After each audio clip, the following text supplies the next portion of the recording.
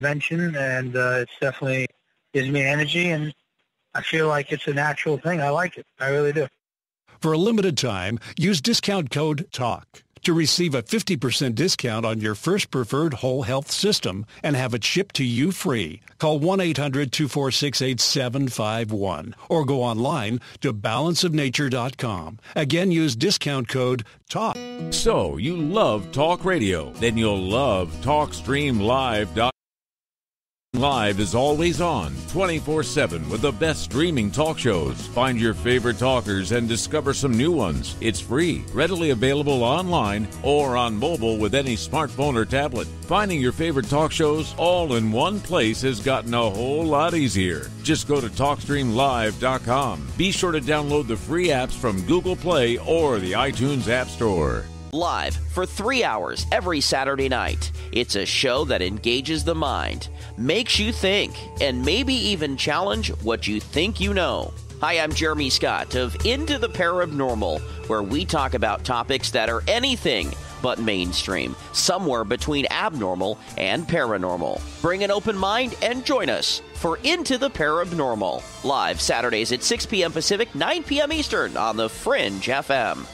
Hi, Jeremy Scott here from Into the Paranormal, and I'm back live Saturdays at 6 p.m. Pacific, 9 p.m. Eastern, right here on the Fringe FM.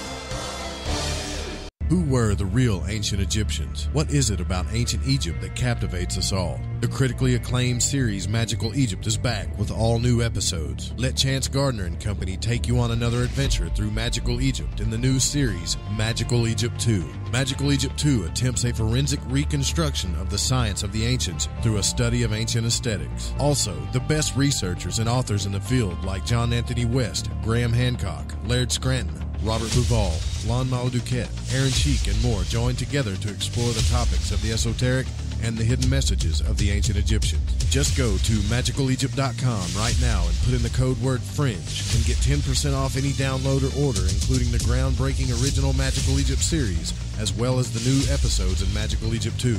Also, check out the great work and the companion series at magicalegypt.com. Click the banner on the Fringe FM or go to magicalegypt.com and use the code word FRINGE and get 10% off your order today while it lasts. We told you weeknights on the Fringe FM are now even better.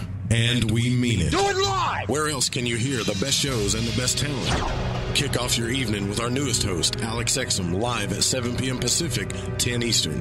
Hang out with me, Joe Roop, on Lighting the Void at 9 Pacific, midnight Eastern. Ryan Gable expands your mind on the secret teachings at midnight Pacific, 3 a.m. Eastern. We're bringing the heat every single night. Fire it up, The Fringe FM. From Studio 303, it's the Stranger Than Fiction News right here on the Fringe FM, bringing light to the stories that surround us. Brace yourself because a star in our galaxy is set to explode in one of the most energetic events in the universe. An international team of astronomers led by Joe Callahan from the Netherlands Institute for Radio Astronomy recently discovered a pair of hot luminous stars about 8,000 light years from Earth, and one is teetering on the edge of a supernova. The team predicts that this will produce a gamma-ray burst, making the star the first known candidate for such an event found in the Milky Way. This story was published at cosmosmagazine.com. And colliding galaxy clusters look like the Starship Enterprise. Is that the USS Enterprise blurring as it makes its jump to warp speed? Well, no, but a new photo of the galaxy cluster, Abell 1033, certainly does call the famous Star Trek Starship to mind. The image, which was released Thursday, November 15th, is a composite that combines observations in optical light as well as X-ray and radio wavelengths. The later two, which is represented by colors blue and purple, respectively look like the USS Enterprise Evolution, the many faces of Star Trek's favorite starship. You can see the photo and the rest of the article at space.com. And a man from Wisconsin claims he saw an unidentified creature he believed looked like a pterodactyl. An anonymous man said that he and his father were driving home last August at about 2 p.m. when they came upon the creature. The eyewitness says the animal was approximately 6 feet tall and it had skin instead of feathers on its wings. Like a bat, he said. It looked like a pterodactyl or some kind of angel. He added that he was not able to gather video evidence, but that there could be other eyewitnesses. This story was posted at cryptozoologynews.com. And time for this edition's fun fact. Running amok is actually a medically recognized mental condition. And that wraps it up for another edition of the Stranger Than Fiction News right here on the Fringe FM. I'm Vance Nesbitt, anchor and news sorcerer.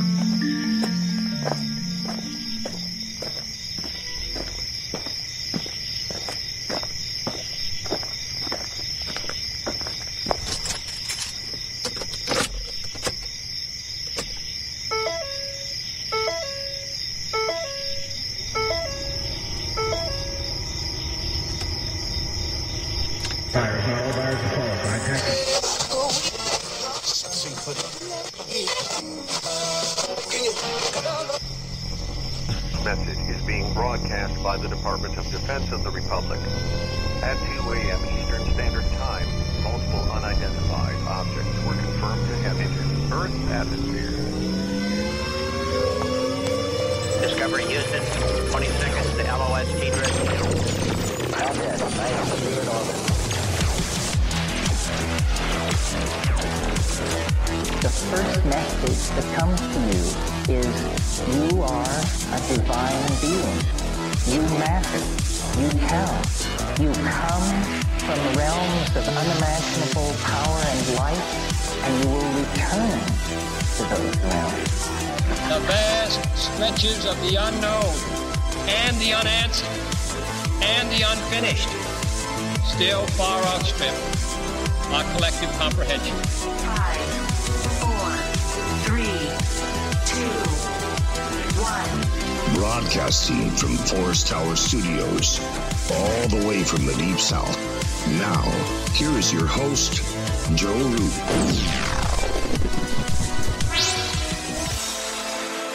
Good evening. We are broadcasting all the way from the Deep South. I'm Joe Roop, and this is Lighting the Void.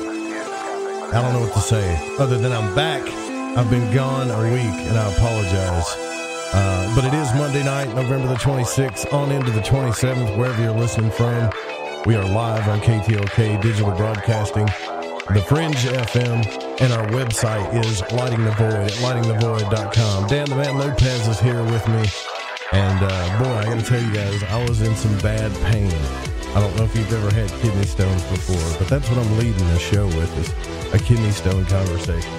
You find out just how damn tough you are when you got these things.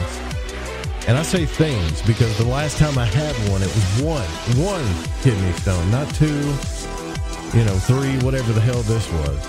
And you find out who your real friends are during this time, for real. Some people laughed and thought it was funny. Others, I really got to thank you guys for your support. I got a lot of support from, I can just give a shout out to Barbara, big time for Barbara. Thank you so much. And Kat and Jan, Justin, all of you guys. Thanks for your help and support. And, Barbara actually bought something off of the wish list, which was really cool. I got the headphone amplifier. So the wish list is down to like 3 things now, which I'm incredibly grateful for. But it's good to be back. And so tonight I want to talk about something that's been on my mind. It's bugging me a little bit. And during Thanksgiving, I went and had dinner. I had to meet my grandmother. She's got cancer, and, I'm not a big pain pill guy, but I got to tell you, I was popping these things like candy, and really wasn't helping. But I did sit down, and it gets kind of, I guess it gets kind of uncomfortable when when your whole family's there, somebody's going to say something uncomfortable, and it was me, obviously. And, I brought up the thing that obviously our history books are all jacked up. But on this show, we're trying to figure out if we're actually spiritual beings. Were we seated here or created, or was it really evolution? So we're trying to get down to the real answers here. So just me bringing up that during Thanksgiving, I didn't think it was a big deal, right? I thought, letting everybody know that, hey, this stuff that we're talking about during Thanksgiving is really a crock. And boy, did the room get quiet. And I got that look, Dan, like I can't believe you're going to bring this up. You're going to be that guy, when everybody gives you that guy look. You went there. But it's true. And so I started thinking about history. Obviously, our history books are all screwed up. And I started thinking about the weirdest things. I started thinking about just how screwed up our history is. Back when John Anthony West was on here, how they got the Egyptian stuff all wrong. Robert Schock told me about the water erosion. He told us all about that. And then I got to thinking more and more, and even thinking about magic and all these other things. And we base all of our esoteric stuff that we've learned, whether it's mystic stuff, magical stuff, whether you're an astrologer, whatever. A lot of this stuff is based on Western. Most of our stuff, anyways, is based on Western teachings, through the Bible, through the Book of Enoch, things like that. And I started thinking about that, the Book of Enoch, the Watchers of Men. This is the thing that we've talked about on the show quite a bit. There's been several guests on here that have claimed that we were seeded by this race of watchers, or this race of, I guess some people called them aliens, angels, the rebellious. They got all kinds of names for them. And so I done some digging, and I can't tell you, to me, it's just hearsay, but there is one thing that does bother me. So in this story of Enoch, that everybody knows about it, I won't get into too much about it, but you know that it was led by a group of rebellious angels, and so far after they decided that our women were hot, that they slept with our women, and then the story says, and this is well beyond, I'm just thinking, if Thanksgiving screwed up, this story's got to be screwed up somewhere.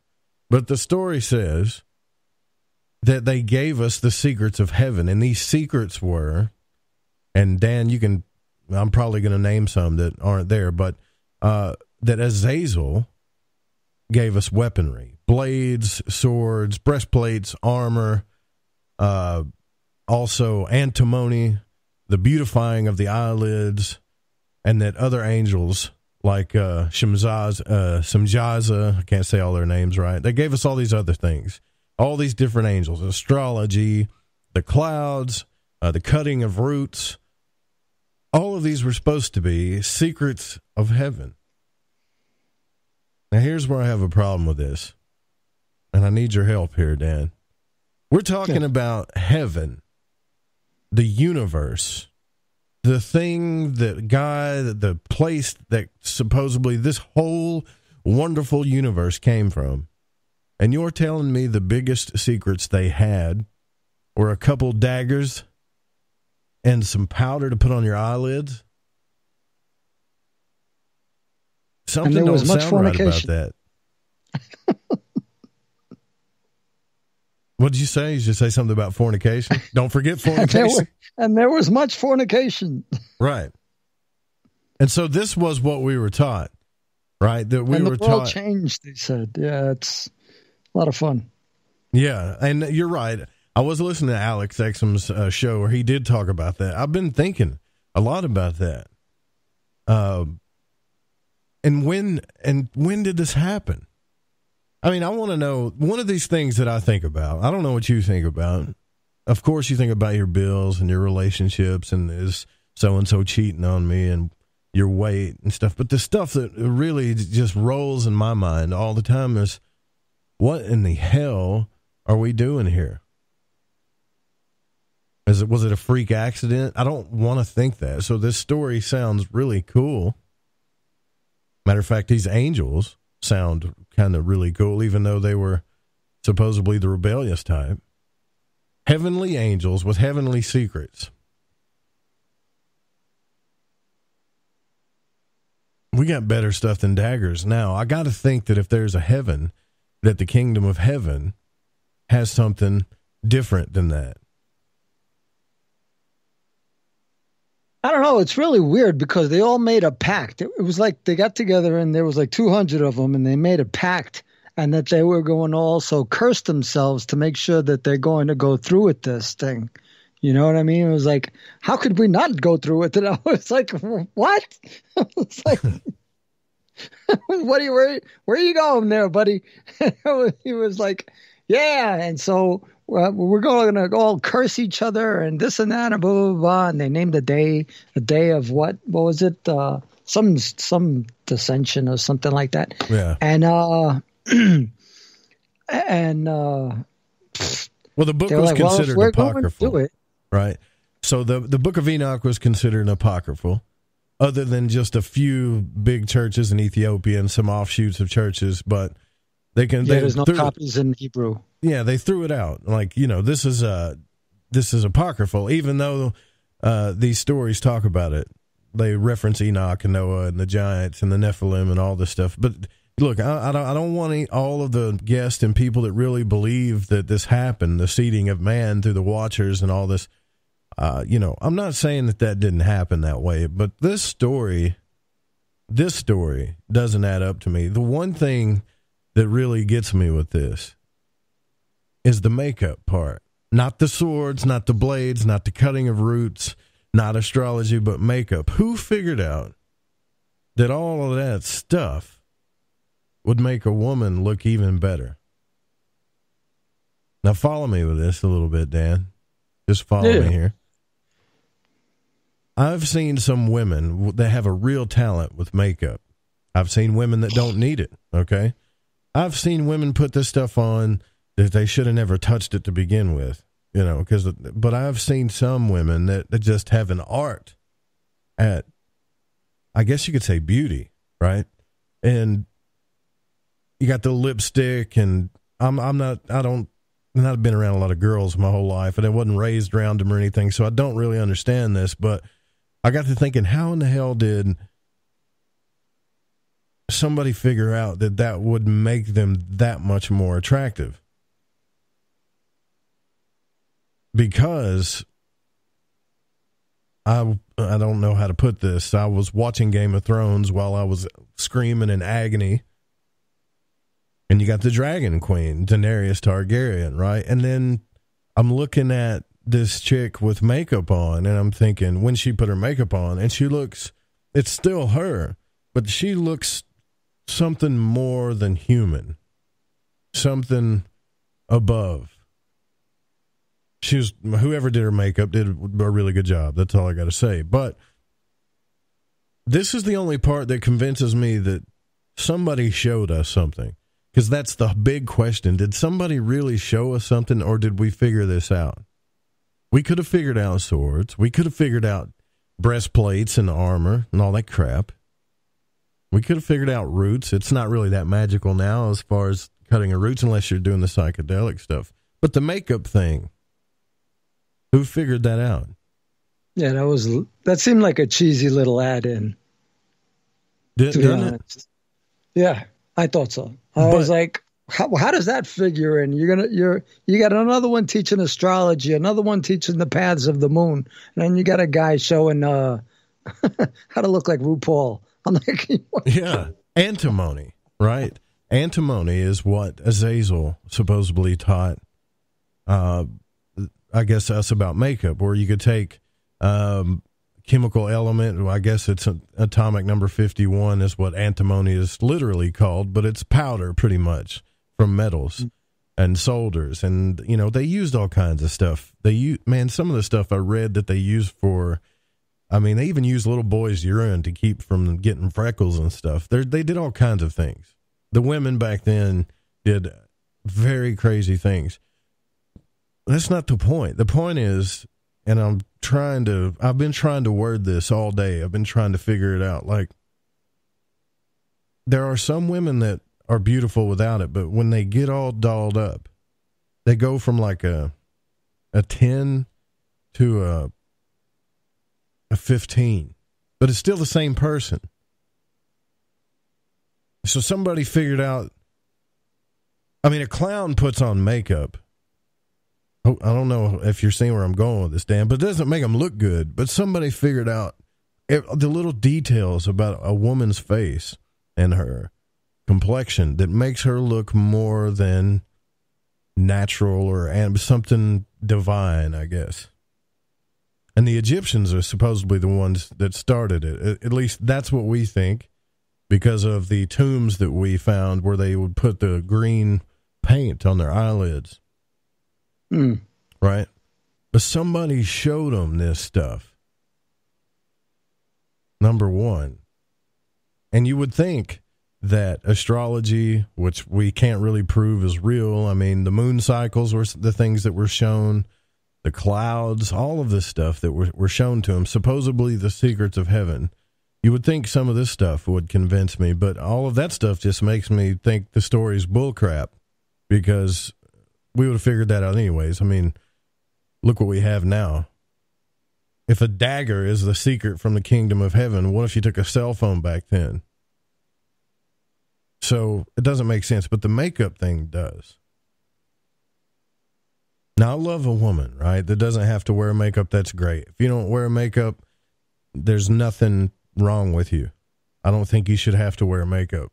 It's just that thing makes me think somebody showed them something. That either they came from another land, maybe another planet or something, and said, look, if you put this here on your eyes and you sprinkle it, make it a little glittery, make this look dark, put that on your lips, there you go, now look. And all of a sudden the men just go, whoa, they go from an 8 to a 12. That's not something to me that I think somebody figured out overnight, or they figured out on their own. Does that make any sense, Dan? I don't know. I'm still trying to figure out the enhancement of. It's weird to me, because I think there was a video that went by a long time ago, and it was like, can a man and a woman actually be just friends? And it went, and it had a couple of case issues and stuff like that, and it showed both sides, where either one, there was always an attraction. The woman was attracted to the guy, and the guy was attracted to the woman, blah, blah, blah. So I'm sitting there and I'm going, this is not really a good sampling, because number one, we're designed by nature to mate. It's just a natural thing. Yeah. To think otherwise is to deny what is already naturally within. So even though you might feel you honor and you respect somebody and everything like that, and that's not a problem. I don't care what sex you are or whatever. Your natural instinct is to multiply. That's your natural instinct, know, and it.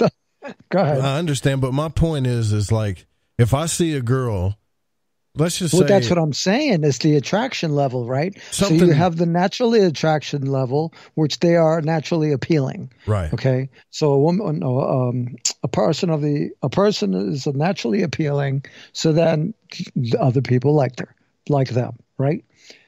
So all of a sudden they put some more makeup on, and now they're attracted by more people, and people who are not as appealing put makeup on, and now they're more appealing. Right.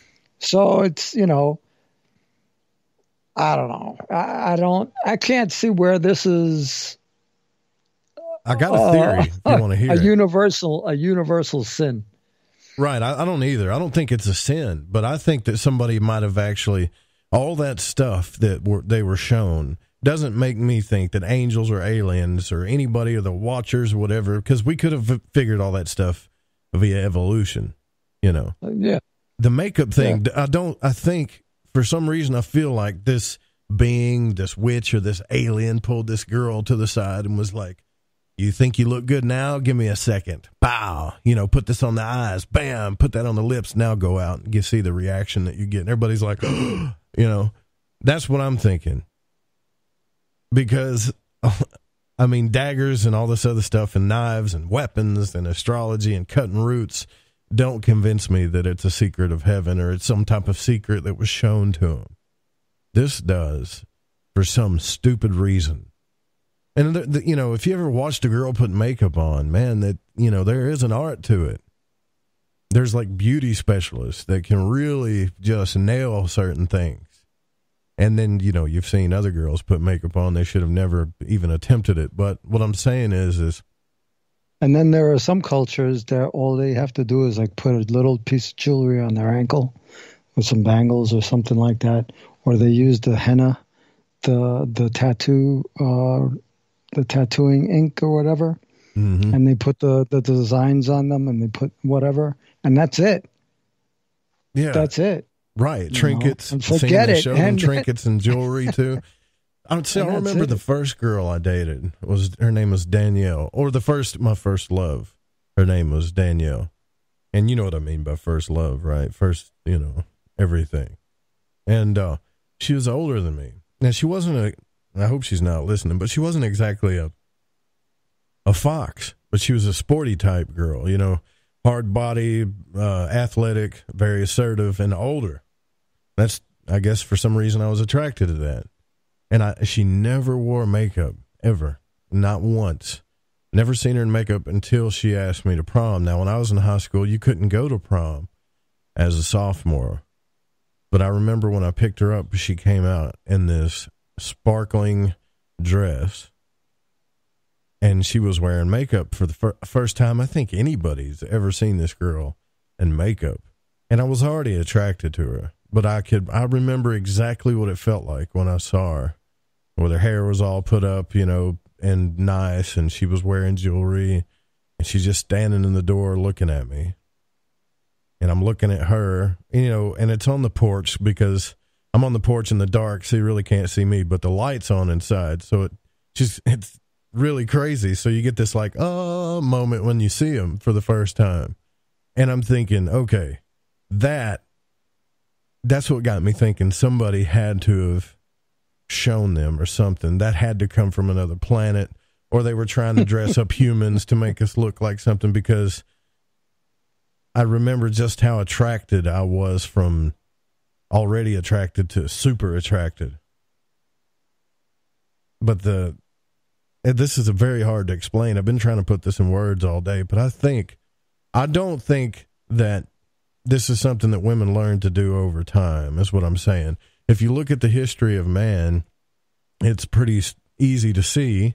If you look at the basic model of history all the way back to 200,000 BC, Cro-Magnon man, the Neolithic Revolution, 8,000 BC, from England, Mesopotamia, Egypt, and somewhere around in there, when they learned, I would say 4,000, 5,000 BC, I'm thinking. When they learned how to plow, the development of copper and bronze came around, and the Egyptian calendar was made. Somebody showed this to the Babylonians, the Egyptians, the Mesopotamians. I think it was shown. Whether it was an angel or a watcher, I don't know. But I have a feeling that was shown to them. But I got to tell you, I've studied this Book of Enoch up and down, left and right, and there's a lot of symbols in it and a lot of cool esoteric occult knowledge. But I got my doubts about it really happening, Dan. I really do. I can't say that I blame you. It's written in a way that it doesn't seem to lend itself to authenticity. Even the raw translations, where they didn't go in and try to make it easy for the reader. It just seems a little too. It seems a little too modern, to be honest with you. You mean like the knife? What threw me off was the weapons. I mean, come on, really? The angels are going to come down here from heaven, and Azazel's the most super rebellious thing. The biggest thing they talk about is he designed weapons so we could kill each other. I'm pretty sure we weren't dumb enough that we couldn't figure out that something sharp would cut us. I'm pretty sure we would have figured that out on our own. That's all I'm saying. It just doesn't make a lot of sense to me that is a heavenly secret.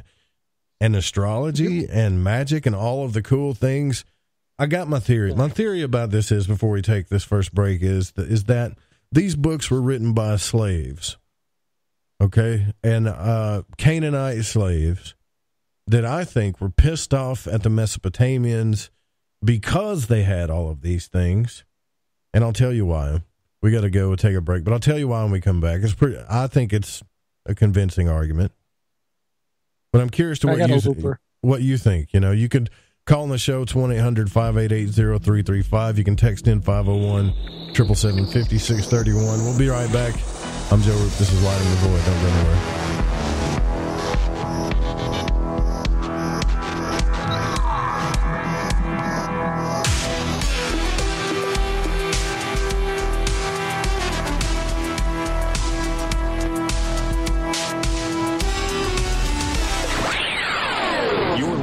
To Lighting the Void Radio. The truth is out there. There's something out here. And so are we. KTLK Digital Broadcasting, The Fringe FM. Do you ever wonder why there's so much show in politics? Do you ever wonder why America's not getting fixed? Ever wonder why our media is not reporting the news? They report only their biased opinion. Are you tired of feeling like a controlled rat? Do you wonder what's next? If you're looking for answers, join me, Ronnie McMullen, for my new show, Deep Waters Radio. That's Deep Waters Radio. Monday nights, 9 p.m. Pacific, right here on The Fringe FM. Hi, this is Aaron Hunter, host of Real Paranormal Activity, the podcast where we tell real paranormal experiences of people from around the world.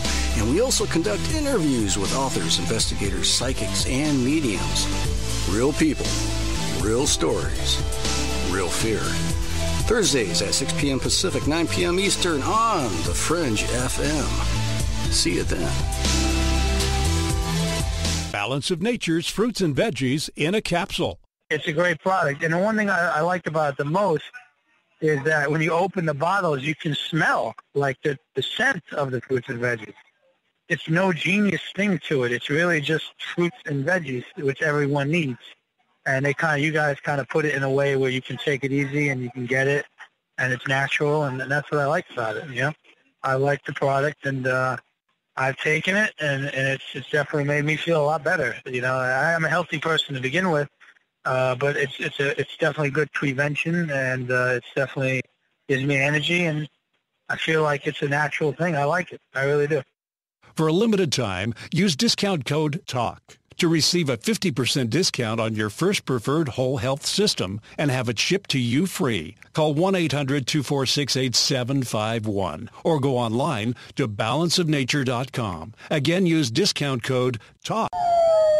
When I'm done running with the wolves after hunting down a half-ton bison, I look forward to a mind-teetering escapade evening on The Fringe FM. So, you love talk radio? Then you'll love TalkStreamLive.com. TalkStream Live is always on, 24/7 with the best streaming talk shows. Find your favorite talkers and discover some new ones. It's free, readily available online or on mobile with any smartphone or tablet. Finding your favorite talk shows all in one place has gotten a whole lot easier. Just go to TalkStreamLive.com. Be sure to download the free apps from Google Play or the iTunes App Store. This is Cortana from Shift Happens, telling you to pour a glass and park your ass because you're listening to KTLK, The Fringe FM. Shifthead. Alex. I was thinking about the cops because I was looking at photos and stuff online. It seems like more and more I'm seeing police with tattoos, and I'm sorry. I can't tell the gangbangers from the cops now. I mean, what if they had them on their face? That would be crazy. Because that's where it really originates from. A lot of people don't know that. I know it's a big thing now. Rappers and everybody's doing it. Gang members have them. Everybody's kind of doing it now. Musicians and tattoos on their face, crosses, crucifix, and stuff like that. Crucifix, that's what's really funny for me. Because it's all satanic. All of it. All of it. Tattoos are straight from hell. House sent, straight from hell. Straight from the bowels of hell. All tattoos. All tattoos. Oh, you didn't know that? Because they were trying to represent the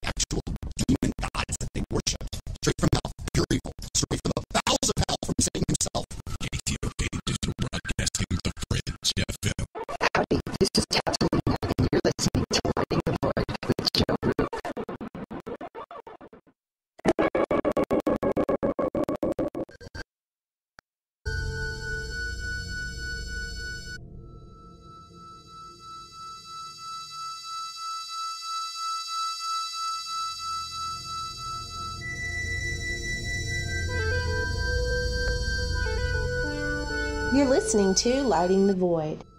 The call-in number is 1-800-588-0335.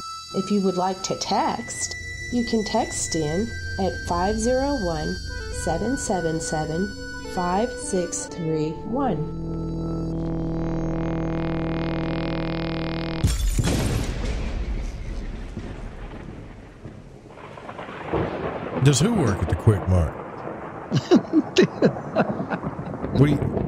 Sammy? Sammy? No, that's Sammy? Yeah, that was Sammy. Anyways, we're back. Sorry about that. We're live. Dan hits me with that question right before we go back on the air. Does she work at the Quick Mart? What the hell are you talking about? I don't know what you're talking about. But, yeah, I'm Joe Roop. This is Lighting the Void. Before we went to the break, we were talking about the origins of man, and I'm totally convinced that somebody showed women how to put makeup on, but I'm not convinced that man did learned how to make weapons and learned astrology and I'm just not convinced. Root cutting, trinkets, and all this other stuff from angels or aliens or whatever people have been telling you that they are. But the makeup thing has got me.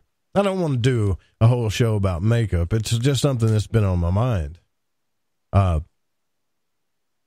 Just because of how can somebody know that? How can somebody know that they would have to do think about how many experiments a girl would have to do to figure out if that looks good or not on them. What the hell else they got to do? Man, it would take a lot. I mean, you could sharpen there's a dagger no once internet, and cut there's somebody no and go, TV, that works, right? There's no The View.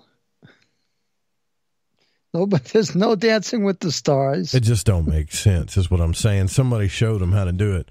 All right, so look, 200,000 exactly, BC. Men used makeup too. That's we've got scary, cave paintings and stuff like that. Stone points, bow and arrows, supposedly. Now, this is from our historians. 30,000 BC, Cro-Magnon man. This is when everybody's flourishing, moving into Europe, hunting and gatherers and all the stuff. Mm-hmm. 25,000 BC, you got the Bering Strait is crossed by humans. Keep in mind that this is regular history. This isn't Dan Carlin's hardcore history. 18,000 clay pottery. 8,000 the Neolithic Revolution. What if that's how it started? With what? Getting a little crazy with the berries while you're doing cave painting. Good Lord. The hell was that? Get a little crazy with the berries while you're a little with the berries and stuff like that, and then all of a sudden getting playful, and all next thing you know, they're putting freaking stuff on their face because they these dude and the chicks going at it. Another one got hit in the face with some makeup, and all of a sudden the creativity got sideswiped. Yeah, I can see that. That's kind of hot. And then all of a sudden, let's paint the face. Let's paint each other. Yeah, right. So she backs up and looks, and she's got berry red on her lips, and he's like, hey, look at that. Yeah, let's go. And then he just kind of paints the lips a little bit and says, let's go frolicking through the weeds. Well, that makes sense. But what about the eyelids and stuff? How did they figure that out? What? By putting charcoal? Well, if you're going to do it, you eyes? might as well go all crazy. Yeah, I'm sure you're going to go through the extremes, right? So you're drunk. What the hell? You're high on berries. What do you know? I'm thinking. Saying. I'm thinking this whole Enoch thing, honestly, was created by. And if you're Jewish, don't get mad at me because I don't think that Judaism is a bad religion. I think it's a beautiful and magical religion, actually. But it seems to me like everything that they're describing was during that period when they were slaves to the Mesopotamians. You got these people with armor on, even the men are wearing makeup. They've got weapons, they've got jewelry. What have the slaves got? Nothing. They got their bare feet. They sure as hell ain't wearing makeup. And I'm sure in their eyes, these people were evil. So it had to be the rebellious, I'm just saying, it had to be the rebellious angels, the angels that sinned against God, that showed the secrets of heaven. If you've read the Bible and stuff, if you've read these stories. To the slaves, you're saying. Right. And even the Hebrew language, if you look at ancient Hebrew, it looks like something, I mean, honestly, it looks like something a caveman made up, the symbols. But when they changed their new Hebrew alphabet, they changed it to, it looks what's called the Babylonian flame letter. So it looks really beautiful, and there's magic to it, and even magicians use it to this day, either in this realm or the astral realm. And everything that they got good, or that they learned, or even the things that they despised, were from their slavers, which were the Babylonians, Mesopotamians, even the Egyptians. Right? So I think a lot of this, and if you really look into this, a lot of this stuff comes from people that wrote books based on what they were seeing the Egyptians doing and saying, that's evil. And it's hard to say this, but I think they made it up. Look, Lon Milo Duquette was on this show, and he wrote a book about, and I've had him on the show 3 or 4 times, but he wrote a book about the magic of Solomon. The evoking and invoking of demons and the Solomonic magic and all that. But before, and I trust Lon, but before he wrote about this, he set out to get evidence that Solomon existed, that King David existed. And there was none. Oh, yeah. There are quite a few documentaries out there where a bunch of rabbis have confessed of their own that most everything is a fable. But I think all the cosmetics and all this stuff came from Egypt, or the Egyptians, pre-dynastic Egypt. I think that the Hebrews, I really believe, learned something. Like, they took all of the good stuff, the magical, the esoteric things, they changed some names around, not necessarily God names, but the angels and all this stuff. They just changed the character up, if that makes any sense. And then they took the bad things that the Egyptians did and blamed it on a set of fallen angels. And yet you can tell in some of these stories, like Daniel, the first when Daniel, goes to Egypt and his brothers forsake him and stuff, that the Egyptians, even though they were hated in the stories, in the biblical stories, they were still looked up to. It's kind of like the big brother or sister that always beat you up, but you still look up to them kind of thing. You wish you could do what they were doing. There was a lot of resentment there, I think. And I was talking about makeup. I don't know how I got on this, but that's my theory, though, on that. Now, I don't know that Azazel really exists. I really don't. I know that the Luciferians, they do invocations to Azazel. He's got his own sigil. Anytime they want to, you can get on YouTube and look at what they do. Well, weren't they supposed to have been buried? They were supposed to have, you talking about, Azazel was supposed to have been chained to a rock deep below the earth where no one could see his face or something. Right. So, if according to the story, this angel is still somewhere, I even watched a video when I was looking this stuff up where they were relating this to the whole inner earth thing. Like, they take this stuff so literal, man. That has they were supposed to live for 500 years. I could have gotten that wrong. Because there was a few moments in there where it had mentioned that somebody was supposed to live for like 500 years. Well, the Bible tells Azazel he's to be chained there, or he's to be thrown there until the day of judgment, then cast into the lake of fire. And according to some of my biblical friends around the South, the day of judgment has not came yet, but it's coming. It's coming. You better get your act right. You better get right with Jesus. It's coming. But they were called jinn. He's got 5 or 6 different names. Even the Sufis called him something different. But they all talk about this Azazel character. They just don't. I feel like if I say it again, he's going to pop out of the corner like Beetlejuice. But one more time. No. But fun. But they all talk about this character. So we invoked Azazel.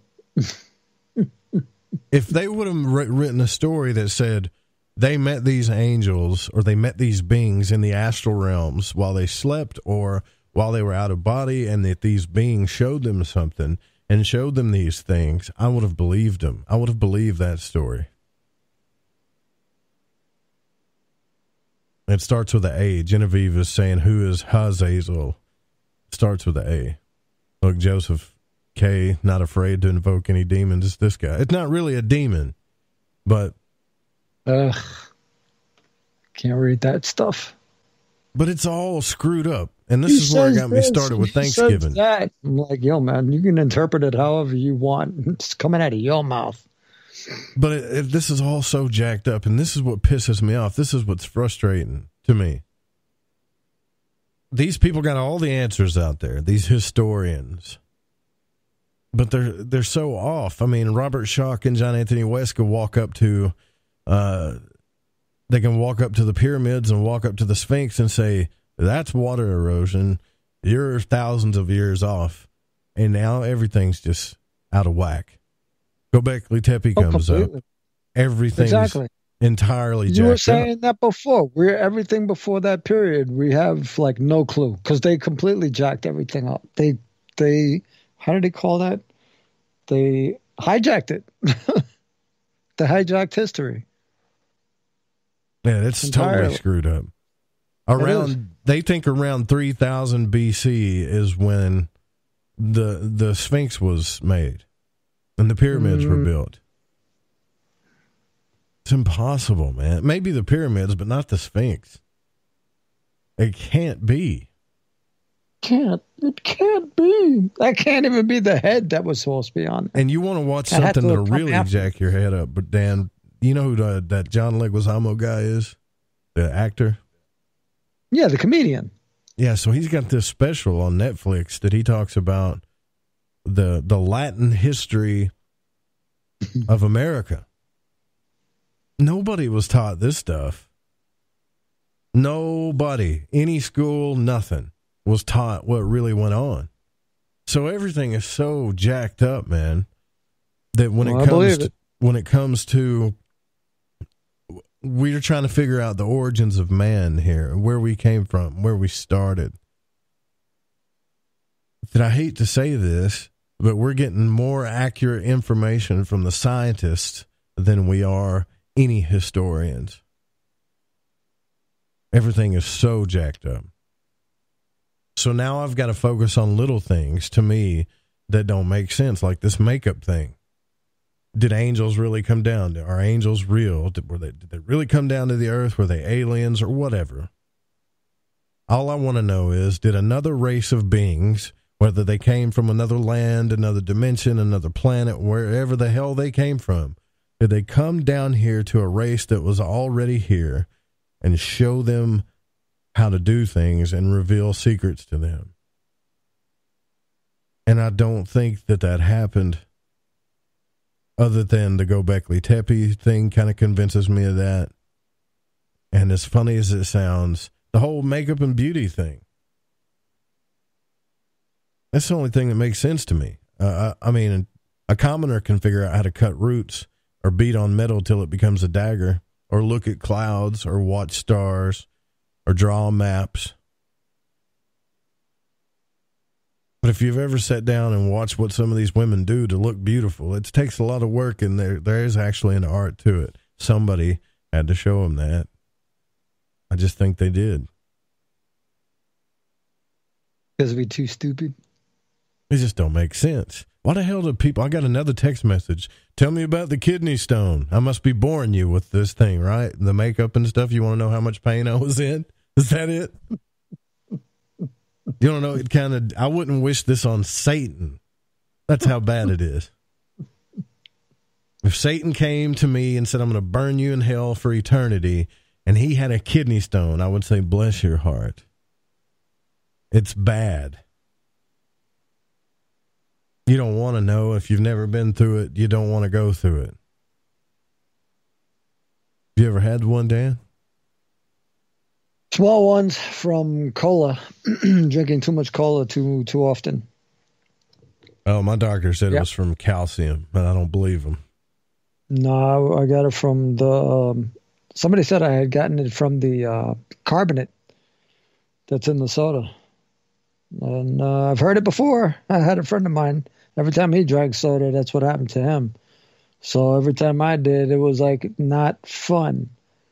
Kind of interesting. I was getting ready. I thought I was like, I haven't had sex in a long time, and I swear I felt like a freaking TST. I was like, you got to be kidding me. STD, excuse me. Yeah. Felt like See, I haven't had sex in so long, I didn't even know what a freaking STD is.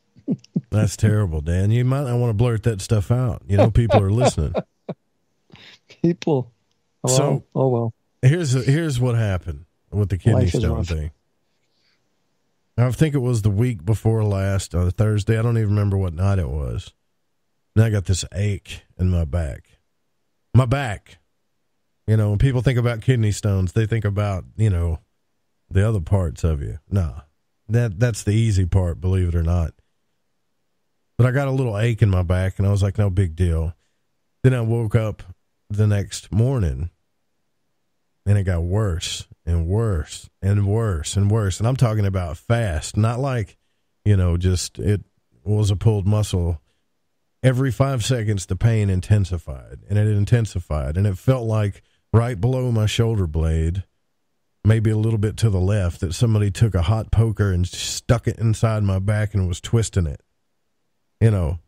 And immediately I'm like, oh, God, you know, oh, Jesus, Lord, and all the shepherds, I'm praying, saying everything, flopping around like a fish. I called my grandmother. My grandmother's got cancer. She can't do nothing. I'm calling every female figure in the world to try to take care of me. Nobody cares. And I remembered, this is what happened to me before this is a damn kidney stone. I've had one of these. So I'm going in the house, and I'm knocking all the damn pill bottles down, trying to find this pill they gave me. Actually, what they gave me was a shot in the buttocks. They gave me, I don't know what this stuff is, but apparently you can't take it more than a few days or it'll make your stomach bleed. But I took two of them. Yeah, it's some kind of like high-powered ibuprofen or something. Ketorolac, I don't know what the hell it is. Okay. But I took that, popped some Flexeril, started drinking water, and prayed. That's all I did was pray. You can't stand up, you can't sit down, you can't do anything. And when you go to the doctor, everybody thinks it's just a big damn joke. I'll never forget the first one I had. I was at the emergency room, and that lady was like, hey, you think you're going to die, don't you? Just laughing at me, right? But you're not going to die. I'm like, lady, shut up. You don't know how much, I mean, only people that have ever been through this know how much pain this is. This is not, I got to think of something that I've even had that's even close to this. Broken bone, nothing. And what it is, if you can imagine, you know those, you remember that silly putty we played with when we were kids? Not silly putty, but the little hand that you can, think of that hand that you can throw and it sticks to the wall. You know what I'm talking about? It's kind of sticky. Yes. Yeah.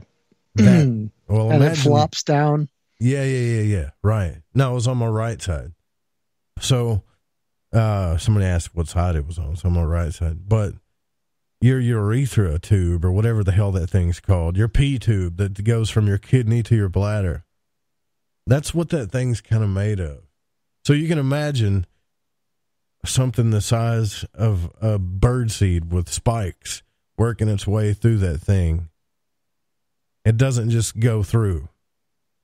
It stays. It sticks and stays and rolls, and it feels like somebody is trying to kill you. And then it has friends, because it just happens to once in a while break off a little bit. Yeah, so I was helping, trying to do what I could, because I've got shows I got to produce. And Amelie is doing a new podcast called Love, Sex, and the Hidden Agenda. 2 of the episodes are out, by the way.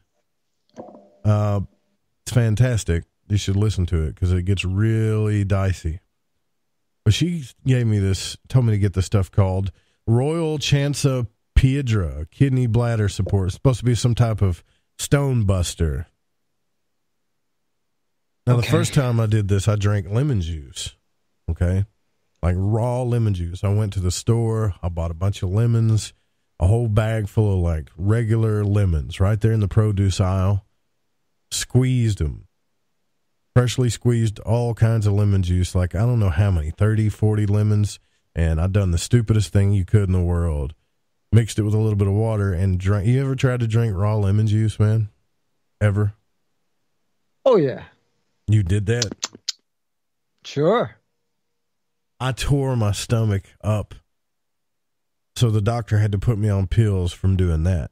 Somewhere along the line, I broke this thing up, is what I'm saying. And it turned into passing several pieces of what would be a rock.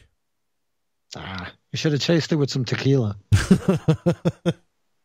And everybody thinks like, you know, oh man, you know, when it comes out your private, that's the worst. No, that's not the worst. You're happy when it gets there. You're excited. Thank God it's there, because the war's almost over. Now you got to do is bite down and just go with it. And let's see, I didn't want to talk about this because I'm already starting to get those phantom pains thinking about it. We're talking about it. So let it out, Joe. You think you're a big tough person, right? You really do. Yeah. But when you're done with this, it doesn't matter. You will get that thing out of the toilet. And I know that sounds gross, but after you've been in a battle like that, like a real battle, you're going to have it bronzed. You're going to want to see what the hell did that to you. And I never felt so bad. This thing looks like a piece of bird seed. I still have it. I need to take a picture of it. It looks like a piece of damn bird seed. And you're thinking, that right there, that little bitty ass thing brought me to my knees, made me cry, made me pray, made me call for out a mother I didn't even have. I'm almost 40 years old. So I'm going to tell you guys, anybody out there, that if you start feeling these little dull aches in your back, run, that are deep. Don't walk, run. And it doesn't matter if they're in your lower back, your upper back. It's almost like what happens with it's almost like a Charlie horse. Mm. But this is before the pain starts happening or the kidney stone or anything. You start feeling that Charlie horse, then it's just a little dull Charlie horse every now and then. You're about to have a problem. I'm warning you. You're going to tell me, damn, you were right. If you don't start drinking something immediately, like water and lemon juice or whatever, when that starts happening, you're in for a hell of a ride. A hell of a ride. And I got to tell you, you can't wash it down with tequila, brother. You take the lemon juice, you take the tequila, lemon juice, and some salt. Good to go. I was literally like drooling on myself from popping pills. And I'm not talking about just painkillers, just anything to let me sleep. I'm still exhausted. I think yesterday was the first real sleep I got. And I fell asleep today trying to prep for this show, actually. I told Dan about that. I fell asleep in my book because I still haven't caught up with it yet. So this is like a primer. Now, coming up this week, I know we got to take our halfway point break here, but coming up later in the week, we're going to talk a little bit of disclosure movement and a CE5 events. We're going to have guests on this week. Preston Dennett's finally going to come on the show and do a full 3 hours of astral travel. So every time that he's been on, we've always talked about his new book. Yeah, that's been out and all that stuff. But he's going to come on. We're going to talk about all of his wondrous adventures in astral travel. But there you go. That's my kidney stone story. I've got a lot more details than that, but I really don't want to get into them. There's nothing fun about it. Just drink plenty of water. That's all I got to say. And now if you're smart, you'll drink plenty of water. Sorry about how loud that was. Like I said, I'm rusty. And that's Dan. We'll be right back.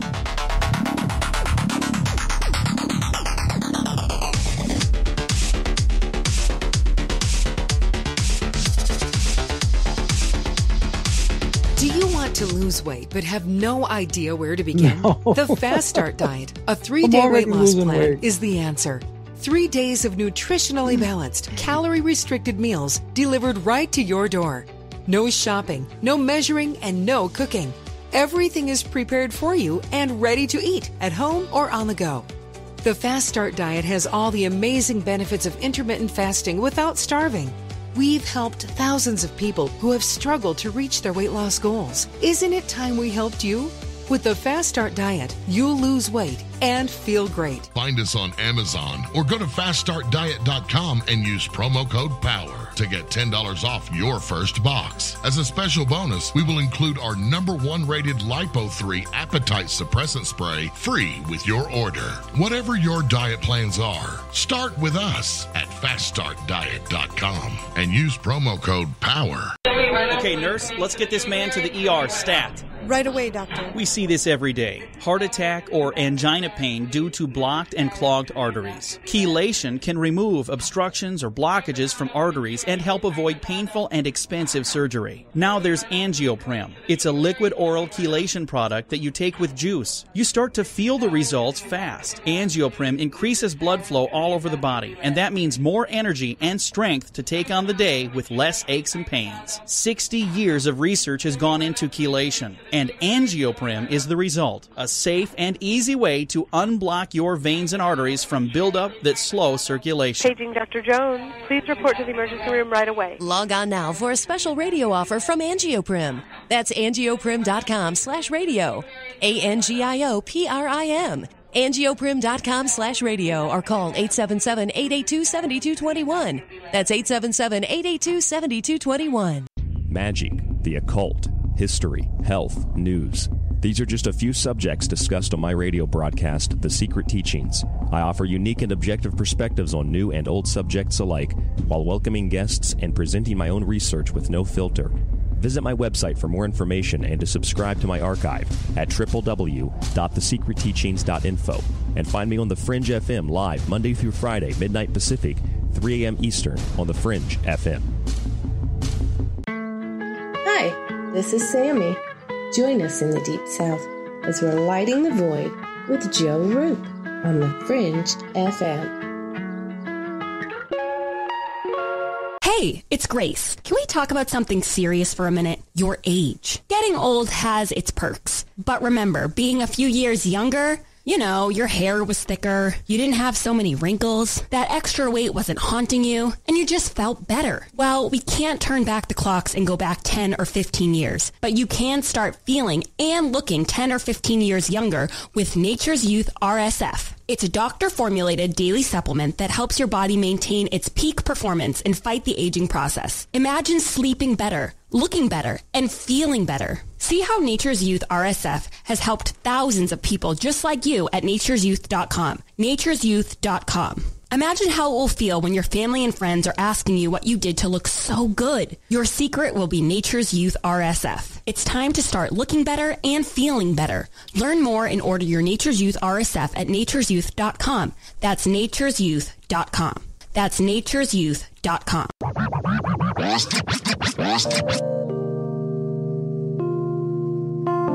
This is Elle. I listen to Lighting the Void because it's interactive radio with good content, interesting guests, and a humble host, sharing this journey through the esoteric. Hey, Joe Roop. Thanks for having us along for the ride. Thank you so much for a delightful evening. Well, I got a lot of ground to cover.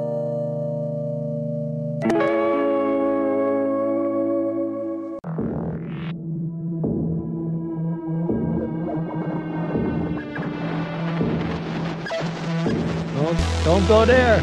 Don't go there.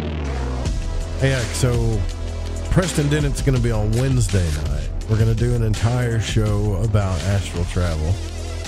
And then Thursday night, we're going to be speaking with Costa Macraeus. I probably said his name wrong, from etletstalk.com. And he's going to talk to us about the People's Disclosure Movement and all of that jazz, how to have a CE5 event. That's one of those things I'm going to be talking about a lot on this show. Because if some people are talking to aliens, I want to figure out how to do it. And I'm going to get Sue Walker on this show, too. We're going to get back, Dan, to the way we were. By the way, We're live on the Fringe FM. You can contact the show. It's 1-800-588-0335. You can also text in at 501-777-5631 or email the show at contact@lightingthevoid.com. Follow us on social media. Everything's Lighting the Void. But yeah, so we started out the show talking about the origins of man. I kind of discussed Thanksgiving and how the whole thing was bullcrap.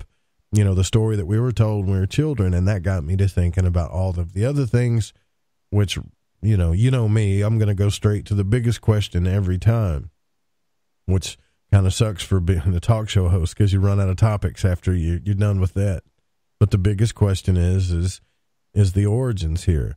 Were we created? Were we seeded? Were we helped out? We were pooped.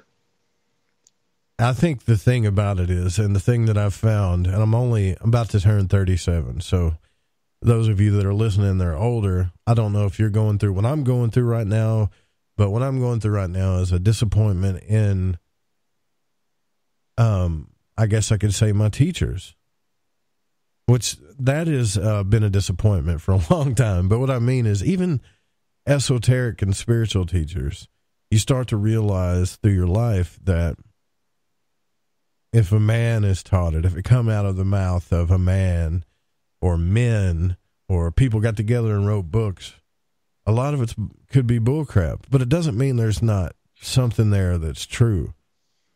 It's like a bad rumor, you know. I mean, a rumor can go around. There's another host saying things about me that's not true. He's taking a partial truth and turning it into his own story. And then in his mind, that's what the real truth is. And people do that to you, and people do that to each other. But always, yeah, we've got books that tell us that this is our history, this is our past. And in this field, the Watchers, Enoch, that whole thing is one of the biggest subjects that people talk about. They think because the Bible doesn't make a lot of sense, therefore man had to have been seeded by an alien race. They try to fill in the blanks. Yeah, it's just, to me, that's exactly right. You nailed it. To me, it's like they're trying to fill in the blanks with something more logical, which really isn't that logical if you really think about it. We could have been seeded here for sure. I don't doubt that a bit. But what we don't really think about is the increase of technology that happened from the roaring 20s till now. You can go to the human history timeline, right? And you can see that it took thousands of years for us to figure things out. Simple things, according to the human history timeline. That usually starts around 200,000 BC. And if you get up to around 1920, 1930 or so, things really speed up in a matter of 100 years. It's like a flea if you looked at it on a ruler compared to the rest of our timelines. Do I think that there is some type of otherworldly presence here that's helped us out? Whether that you want to call that God, you want to call that UFOs or whatever, I do. Do I think just because of that? That's the only thing, just because of that reason right there, the speed and the technology and how everything just, I mean, if you looked at the progression, it should have took thousands of years for us to do this based on these charts, but it only took us 100 years or less. Right? So, but do I think that Watchers or aliens or angels, however you want to tell the story, came down here and taught us magic, weaponry, jewelry, clouds? I don't even know. It just says clouds. I don't even know what that means. I guess teaching them about how the water cycle, the cycles of the moon, they all came down astrology, here. Yeah, and just set in a little group. How to work with the jewels. And taught it to man. With the colors. I don't know. Yeah. And, yeah, go ahead, brother. Dara has a parasite, or Daryl. She has a point there also about the giants, which is like something that, if anybody's been around for a while and been, paying attention to alternative media and stuff like that, we've been watching the dwindling away of the information regarding giants. It's always now, it's like one of those unsolved mystery kind of things, in search of, but whatever. You can't find anything about it anymore. The Smithsonian's been destroying, and then, broadcasted that they've been destroying evidence of giants and bones and femurs and all kinds of stuff like that. And there was recently something out, and I just did a Google search, and I can't find it anymore. But somebody, either the CIA or the FBI, had came up to one organization who had found a bunch of freaking giant bones, human giant bones, and told them that they were playing a dangerous game. So I went to take a look up to see if I could find that article, because, once you find something in like Reddit or Facebook, it's like here today, gone tomorrow. Yeah. And sure enough, there was nothing.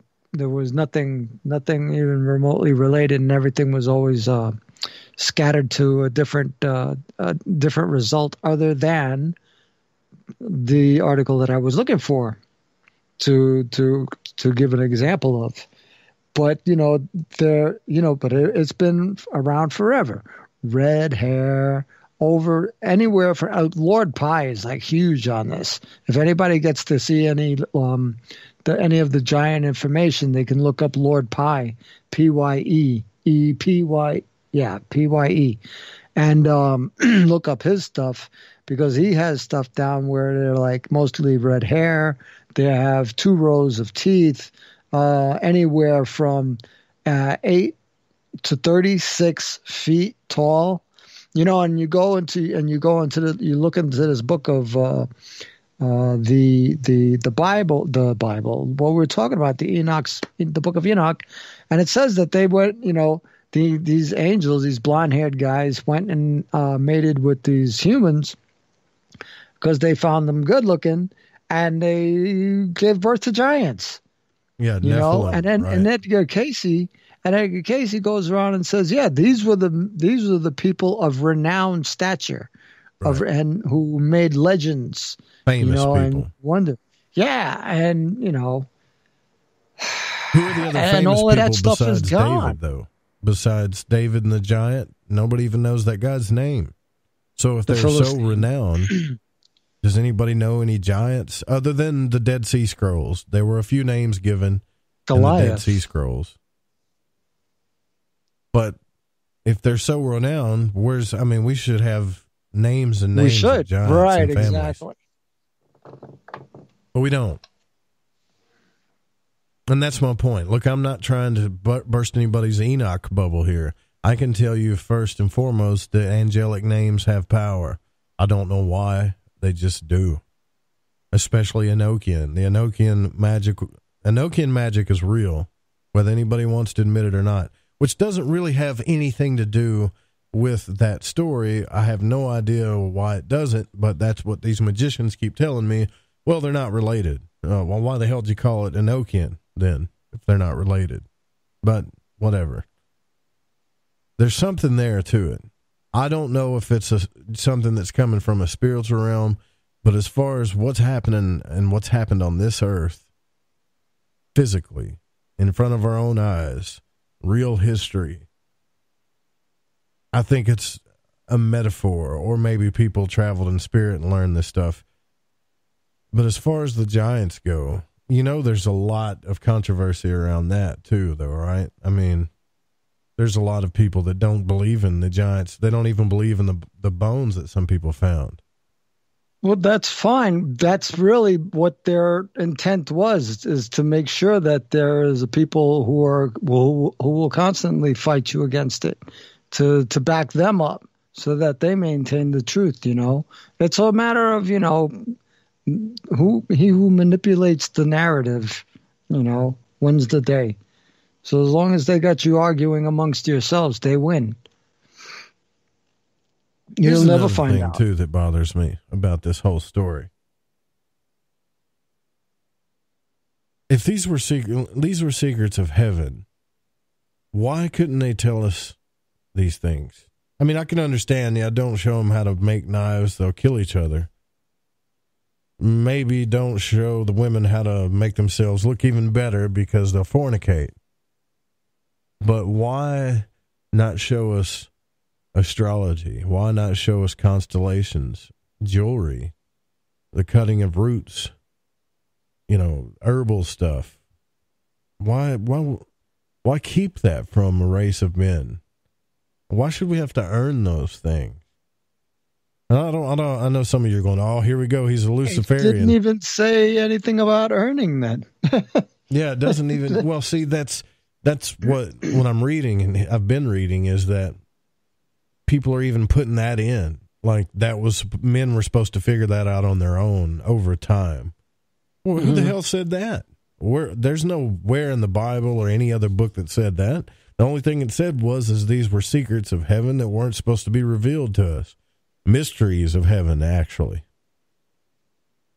Now, you got to think of God that can see everything, that's in control of everything, and that knows everything that's going on.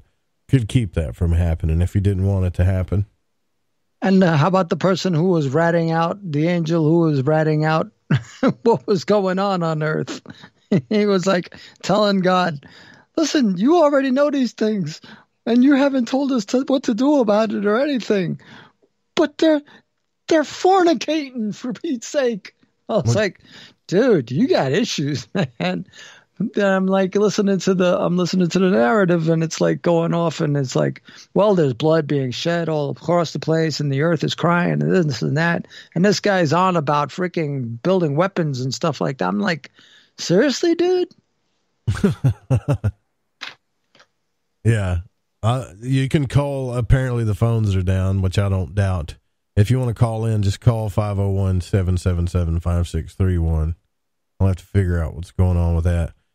And here it is, the holiest of holies, who acts like, this is a huge universe. I mean, it's a ginormous flipping universe.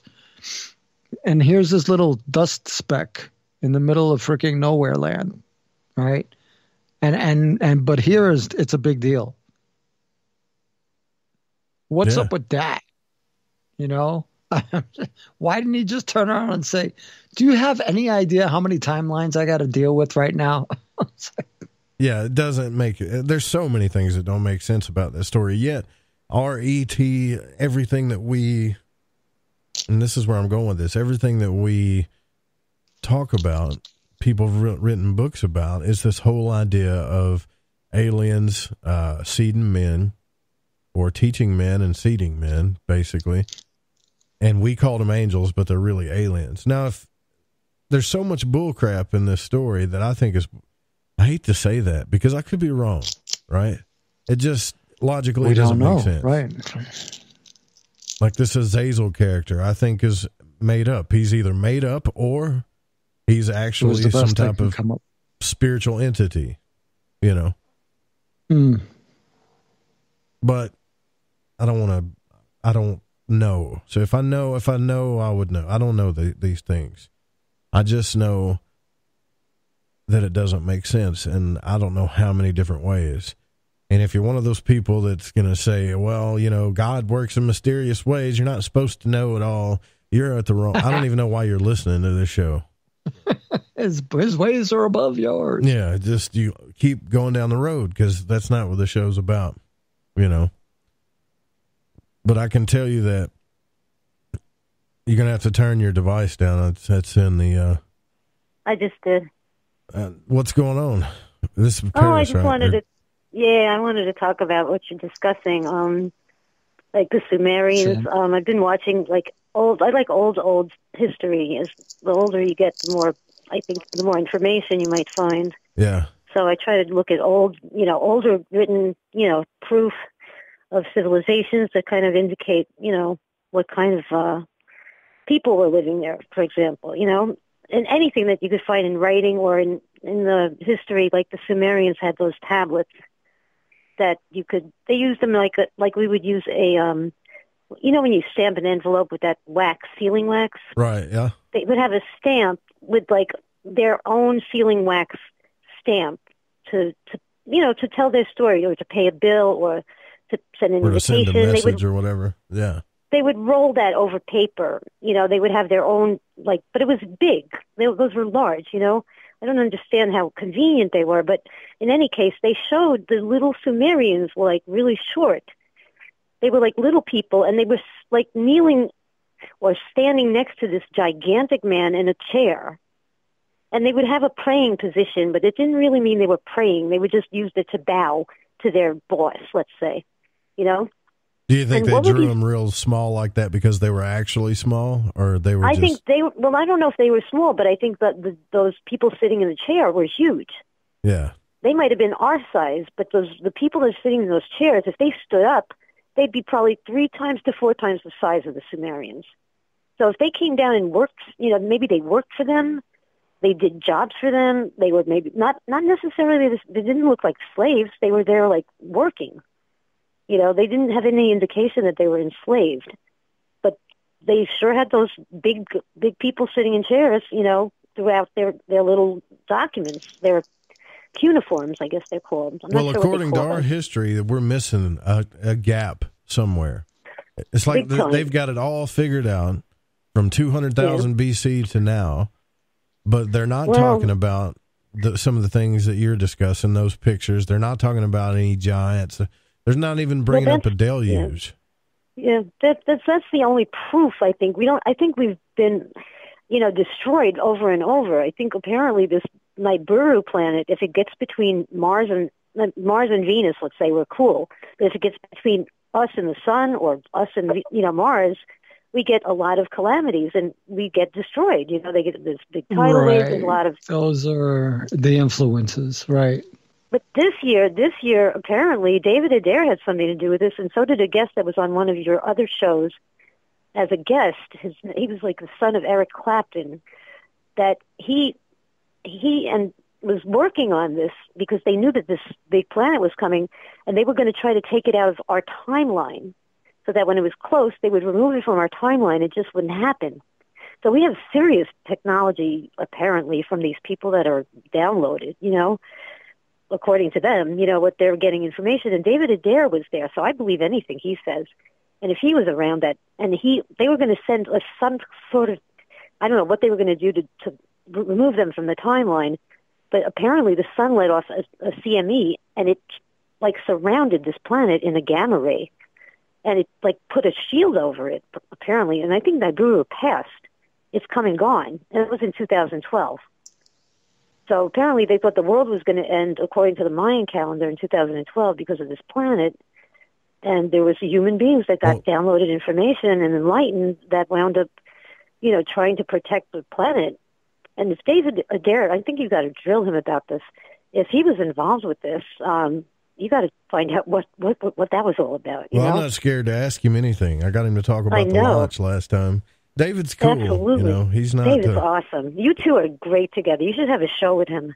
He's not afraid to talk about it. But he's just he's packed full of information. I do, you know. Now, come on. I mean, his stories about the alien engine and all this stuff is very hard to believe. But if you just, again, it's kind of like Jeremy Corbell, how he's talking to everybody right now about Bob Lazar. If you talk, you spend time with the guy and you talk to him, you at a certain age, you start to know people, you know? Right. And to me, I think there's something there. I think he's telling me things that are really going on, you know? Right. But, yeah, you got a good point, and I appreciate your call. Thanks for calling. Oh, thank you. Thank you. All right, take care. I was going to tell you one more thing that... No, go ahead. No, I forgot. What? Wait, there was one more thing you were discussing I wanted to mention. Makeup?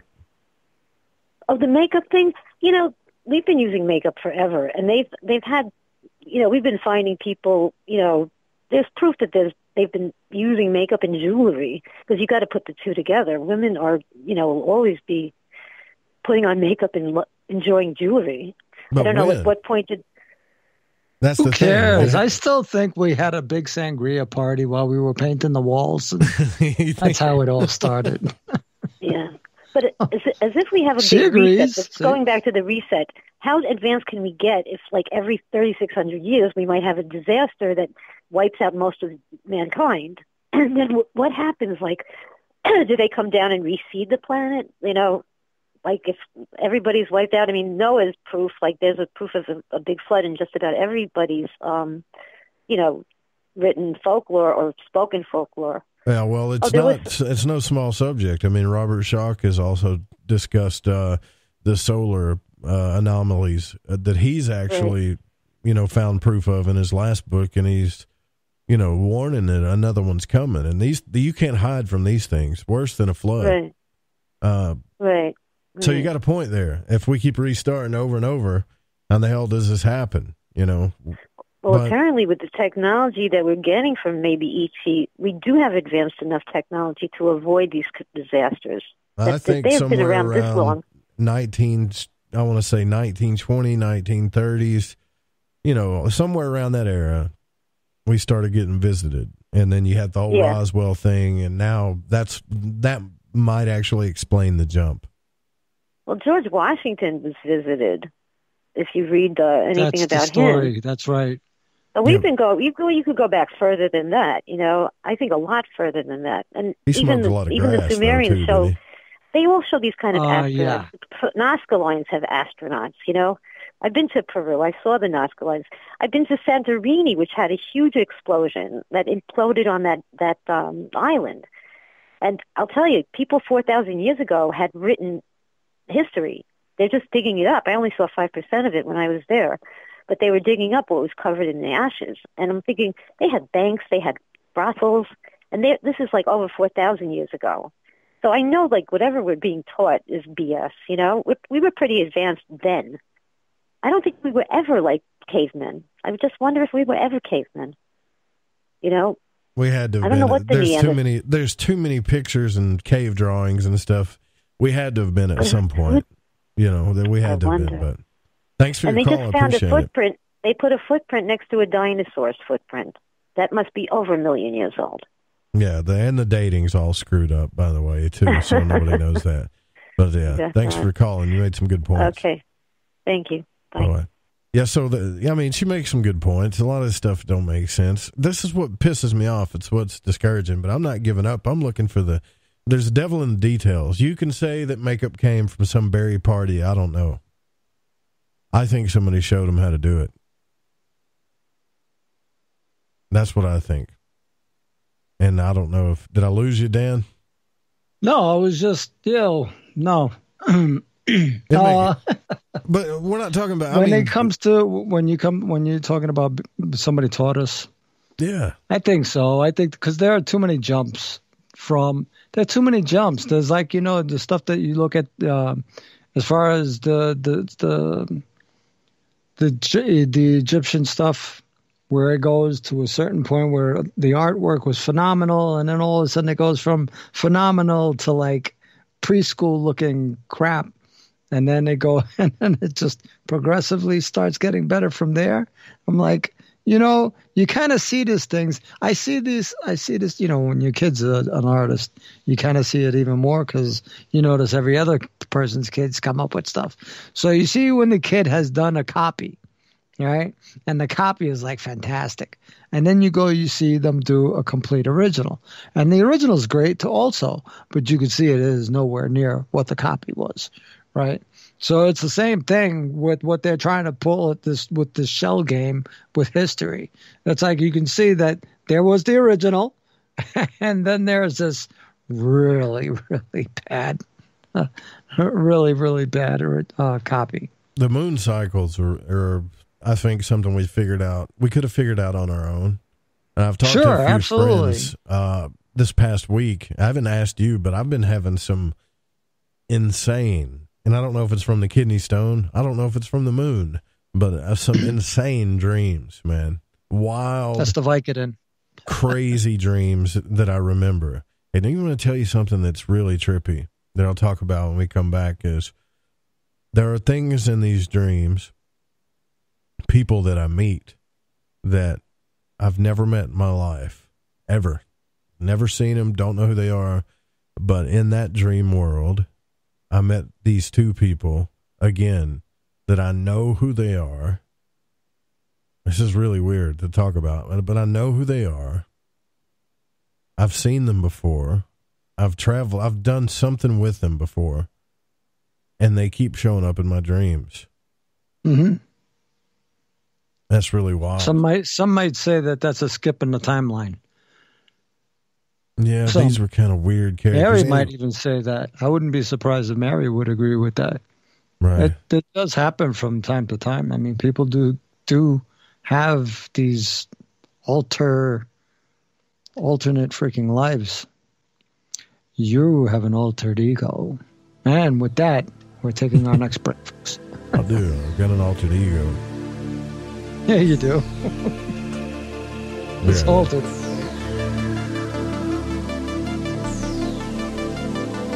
I got a bruised ego.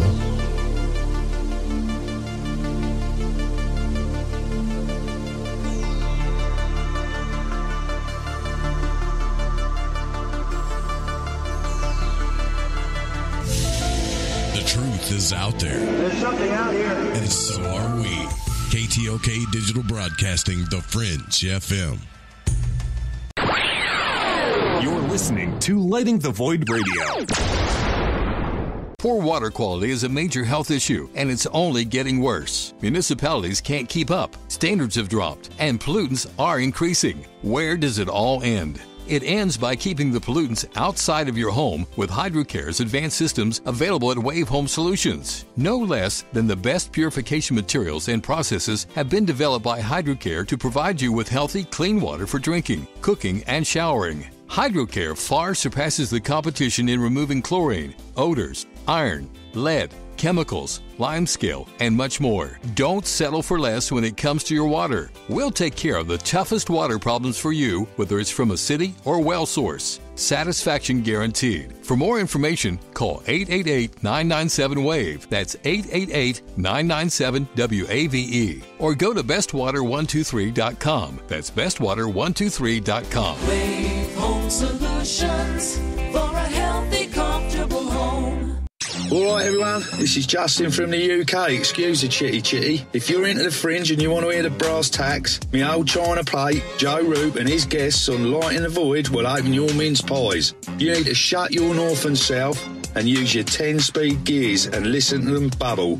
You could hear a Barry Crocker, no Brussels, but he ain't no holy friar. Anyway, you be the Barnaby Rudge and take a butcher's. So, you love talk radio? Then you'll love TalkStreamLive.com. TalkStream Live is always on, 24/7 with the best streaming talk shows. Find your favorite talkers and discover some new ones. It's free, readily available online or on mobile with any smartphone or tablet. Finding your favorite talk shows all in one place has gotten a whole lot easier. Just go to TalkStreamLive.com. Be sure to download the free apps from Google Play or the iTunes App Store. Hello, this is Vance Nesbitt. Take the time to expand your mind by listening to Lighting the Void with Joe Roop right here on The Fringe FM. Follow The Fringe FM on Facebook and Twitter at The Fringe FM.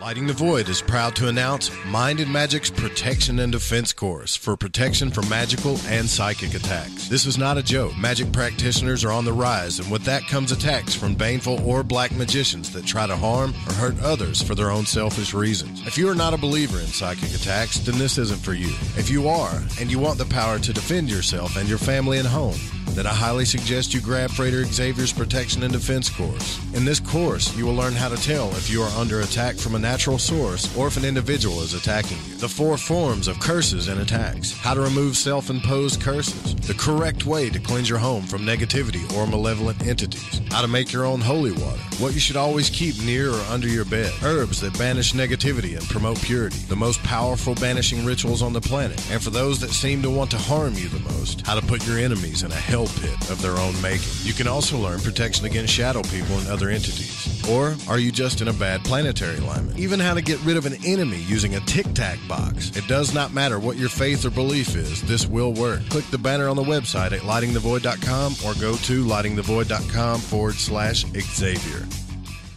Want to know what's on The Fringe FM? Check out our schedule at thefringe.fm.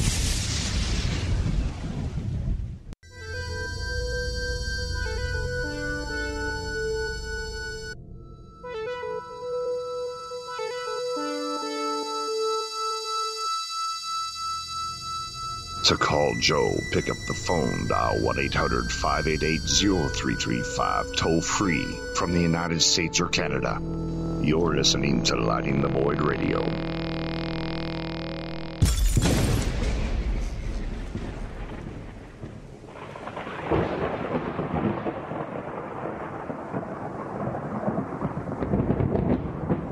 Welcome back to Lighting the Void. If you call in, use the regular line, which is 501-777-5631. You can text into that number. Tonight's topic, which has been the origin of man, pretty much. We've been talking about the Enochian story. What I thought was something that stuck out, that I thought that might be original, like that did something we actually was shown. And after we went through this whole thing, you know, that the fallen angels or aliens or whatever this community calls them, we went through all of them, astrology, magic, roots, etc. And for some reason, the makeup thing's sticking out to me. I still can't explain it. I'll probably have to figure it out and tell you later. But I think it was shown to us. And that's kind of what we've been talking about tonight. I have a ADD, if you can't tell. So I have a hard time staying on topic. Now, some of these super pro show hosts out there, they can bring up a topic and write an outline, and that's basically all they do. I know because I've asked them. And they talk about the same thing over and over again. They keep repeating it, and it's formatics and all that crap. I have a hard time with that, and I'm learning it. So you just bear with me. But my mind runs away with me sometimes when we're on this show.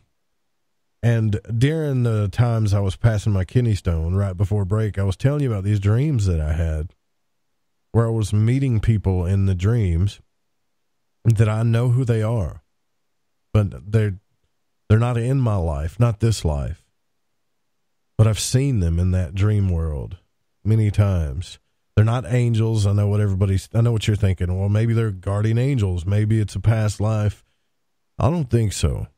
I think it's because I could be dreaming about anything, and they showed up, and I can't even explain what they looked like. Well, I know one of them was a black guy, and the other one was female, and I don't know I can't remember what she looked like, but they weren't even dressed like they were from here. They just looked crazy. But I remember when I saw them, and this was the last dream I had. I had it actually about 7 hours ago. But I had this dream, and I remember when I saw them, I was like, "Oh, it's you again. Oh, okay, so this isn't real. I'm dreaming. It's good to see you guys." And then I woke up, and I was like, "Who in the hell were those people?" That's weird. I don't know if that happens to you, but it's happened to me. So I've got these characters that show up in my dreams that I don't know who they are. Now, this stupid dream that I had, and I'll tell you why I don't think it's a past life, Dan, if you're still with me on this. Go ahead.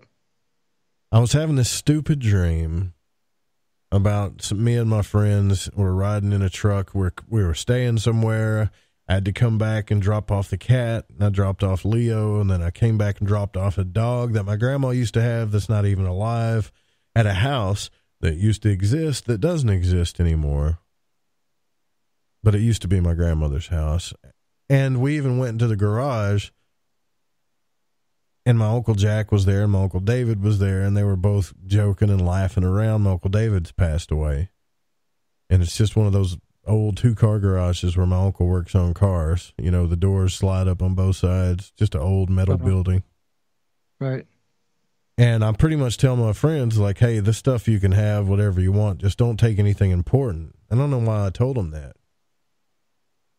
And as soon as we opened the door, this one of them grabbed something, and my Uncle Jack's there, and he's like, "Hey, that's my cookie. Don't take my cookie," right? And the dream goes on, and next thing you know, I'm flying around punching holes in the ceiling, and then these two people show up, and those two people reminded me that I was in a dream. But I can't tell you where I saw them before. I don't know how I know them. I don't know who they are or what they are, but I know that I've seen them many times. Yeah, it was good to see them, actually. And then I woke up, mouth wide open, trying to catch my breath, drooling. And it was so weird, man, to go from that reality to this one. Like for a moment, I didn't really know which one was real. If that makes any sense? Like when I got here, you got a lot of symbolism going on from the first one, but it's a lot and it's intense. And I'm glad you have it recorded, but there's a lot there. But for them to show you that, that you were in a dream specifically, that's also weird too. But that's weird in a way that it kind of changes the aspect of the dream. So say if one part of the dream is telling you something, right? Because you went from, dealing with all the surroundings and then to another portion of the dream where you're punching holes in the ceiling. That in itself is a huge symbol. But then these two people come and they show you, they're like, yo, man, you're dreaming. And, yeah, it was crazy. And you're like, hey, how's it going? And that's almost symbolic of like guides. I'd seen them before. They were very familiar. That's the weird part about it. Mm-hmm. And, it was another one of those dreams where my buddies that took me to my uncle's garage, I was riding on the side of their tractor. This is why I started punching holes in the ceiling, because I skipped a bunch of parts. But I was riding on the side of a truck or tractor, and they're throwing me around like a rag doll, right? And they think it's funny. You know what I'm saying? They got me on this, like I'm standing on this thing. It's hard to make sense of it. And they're almost like you feel helpless when somebody's pulling you behind a boat. If you ever water skied before or something, and you're just holding on to the rope, right? And you can kind of control what you can control, but the rest of it is you're just helpless. And that's when I started flying around. Like I didn't really figure out it was in a dream, but I was like, hey, I can fly. And then I got pissed off and just started punching holes in the ceiling, And then I come back down and these two people, they're there and they're just looking at me. And I was like, looked at them. I'm like, hey, what are you doing here? And they're like, pretty much you're dreaming. You need to wake up. Not to mention when I woke up, I had to take a leak bad. That always brings you back, really bad. Well, that's the other thing that also happens is that there are a lot of things that happen with your body that enter into the dream and it forms its own set of symbology for you to try to decipher on what's going on. But I found that their significance in your dream is quite unique for you for this particular situation, because one, it's repetitive. It's not their first rodeo, showing up in your dreams. It's the first time I've seen them that I remember them and that I know that I've seen them before. I just don't know where, but I know it's been in dreams. It's not been in this world. Sure. But then again, you got to remember you're in your dream. And in your dream, you got to have dreamlike memory. Yeah, which is crazy. Does that make sense? Yeah, that's why I was making fun of you before about, you get an altered ego and stuff like that, because we don't know what the hell what's going on while we sleep, While we sleep, our sleep self is off having a whole different life. I had a lot of crazy dreams. I don't know if it had something to do with passing that stone too, because I never got, in the past week, I never got any more than a few hours of sleep, There was a lot of on and off, laying down, moving around type stuff. Yeah, those are not fun. No, it's just terrible. And there wasn't a pill in the world that could allow me to sleep, but when I did sleep, it was great. But then I would have these wild dreams that would force me to wake up. Not to mention, your kidney squeezing your urine tract, So you feel like you gotta pee nonstop, but that's another thing that sucks about it. I don't know how the hell we got on this subject. I'm working here, but things went awry. I even had a friend of mine message me, say, hey, you know, the Fringe FM app isn't working on Apple. And I'm like, what the hell? A tangent. So I took a week off, you know, and everything goes to hell. Like I'm the cog behind this whole damn thing. You are. And you know what it was? Told you that a long time ago. You know what it was is this pisses me off, man. Apple, and you guys can try to sue me for saying this, whatever, but I think you're the mobsters of the internet. I really do. They charge. They're working on it. Dude, they charge you $100 a year, which I didn't know this. I thought it was one-time payment.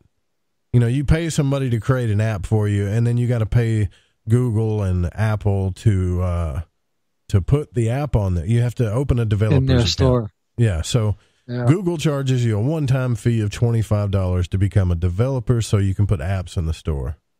What does Apple do? It's $100 a year. And they don't even warn you about it, really. Not that I know of. I didn't get an email or anything. They just take the damn thing off. We had 135 installations last month. Now these people can't use it until it gets back up on the store. And it's a stupid fee. They're not developing the app for you. They're not doing anything. You're building the damn thing. All the code's there, the pictures, everything. They're just looking at it going, yeah, that's okay, that's good. And that's what the one-time fee should be for, because you have to have somebody check the code and check everything and make sure it works. And they got to pay somebody to do that. I get that. But do it once a year and just keep charging. It's kind of like property tax. They just tax you because you have it. That's some mob-style stuff, man. You guys suck. And that's why most apps have like a banner advertising and stuff like that, because especially the free ones, right? They have to have something on there because they have a bill at the end of the year they got to pay for. It's bull crap, man. I agree. It is like this show, this studio was built by you guys. Everything is, we run on you guys. The advertising just barely pays for the station. So, you know, there's some guy was going on about Joe Roop's bragging that somebody bought him a chair, $100 chair, and he's got people believing that crap. That's a $250 chair, partner, that somebody bought. This rack, power, what do you call it? Power conditioner, preamp was also purchased by a listener. This piece of rack equipment I bought myself. The headphone amplifier, another listener just got. This mixer was given to me. This microphone was purchased. This RE20 was purchased by a listeners. So I don't know what the hell you guys are thinking. So all of this stuff's been on my mind while I've been in pain. And Joseph K's asking me, he's like, do you think the stone was symbolic and the passing of it was like a purging? Man, I hope so. Joseph K is the purging. Dude, I hope the symbolic purging. I hope it was a purging, to be honest with you. Yeah, really. Because that speech that I gave before, that stupid rant that I went on before all this happened, where I was telling you guys that we're going to go back to the way that, we're going to do more interviews and more guests, and we're going to get back to the subjects that were, because I really think we were getting somewhere, We're going to get back to the subjects of astral travel and magic and, still do UFO and stuff like that. It's just, I'm not really the Bigfoot guy. There's plenty of Bigfoot people out there. I'm not saying I won't talk to cryptids. Like, I want to talk to Linda Godfrey. I want to talk to people about it, but it's not something that you're going to see me really interested in. And I got to be honest with you. I feel like, oh man, if I'm not interested in it, I just don't want to do it. I know you may be, and I apologize to you Bigfoot people out there and Dogman and stuff. I think it's a cool subject, and yeah, we'll still do shows every now, but it's not my main focus. And I have to be able to do this, what I'm interested in, or I won't be able to do it at all. So I did a lot of thinking while I was in pain too, Dan. I'll bet. Did a lot of purging. I believe it. Another thing, too, I want to tell you guys about is the Alexa app. It's on Alexa now. So if you have any Amazon or like one of those devices, like an Echo or anything, all you have to do is you can even download the Alexa app if you want. But anything Alexa, it'll work on. All you have to do is install the skill now, and you can just say, hey, Alexa, play the Fringe FM, and it'll play it. Which is, Alexa's really cool. I played 20 Questions with her the other night. Loses every time. Alexa loses or you lose? Alexa loses. The dumb, ignorant thing couldn't figure out I was talking. I almost called her a really bad name. But, couldn't figure out what a platypus was. Of course, a lot of the answers that Alexa was asking me, I didn't know. So I didn't help her out. Is it animal, vegetable, or mineral?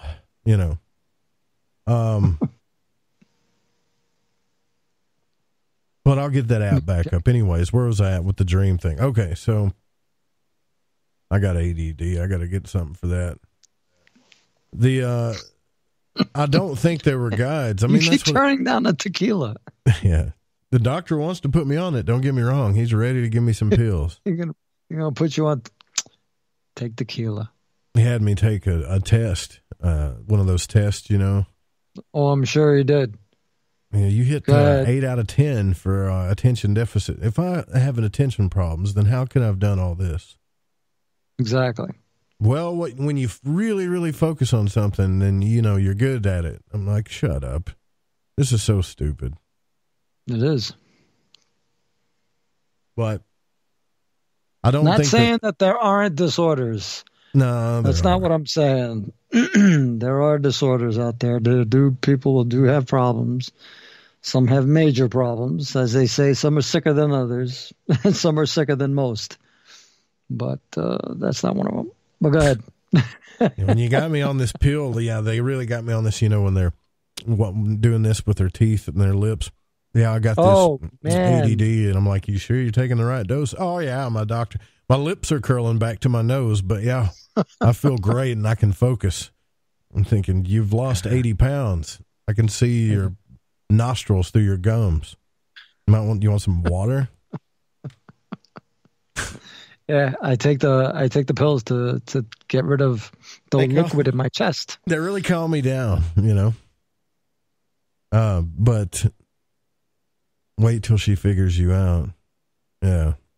ADD isn't, well, when I was a kid, they put me on Ritalin, but my dad took me off of it. That's why I barely got to almost 6 foot. I was on therapy and all kinds. Did I ever tell you about that? About one of these nights, I have to tell you about my childhood. Some of the things I did as a child would shock you. I really mean that. I told you have stories. I don't know why you keep telling me you don't have stories. It's called functional ADHD. I saw that, Dennis. Don't delete it. You love when people put chats in there and they did. Okay, he was just fixing something. Kurt does that all the time. It's called, but usually if Dennis is doing, he's probably fixing spelling. It's called functional ADHD. I have ADHD, but it took 5 years to adjust to medication. And don't let them medicate you with opiates. Yeah, you got that right. I saw that new thing too. Yeah, Dennis, that was weird. It's a super hyper freaking opioid now that they have out. That's like, it's insane how fast it gets people hooked. For what? What are they giving it for? For ADHD? It's like, you remember what mescaline used to look like? Yeah. No, it's just so it's like a microdot. And that's what they're giving people. And I can't honestly say what it was for. But it was for some opioid related treatment. That's crazy. Very. I'm going to tell you something else that scares the living hell out of me.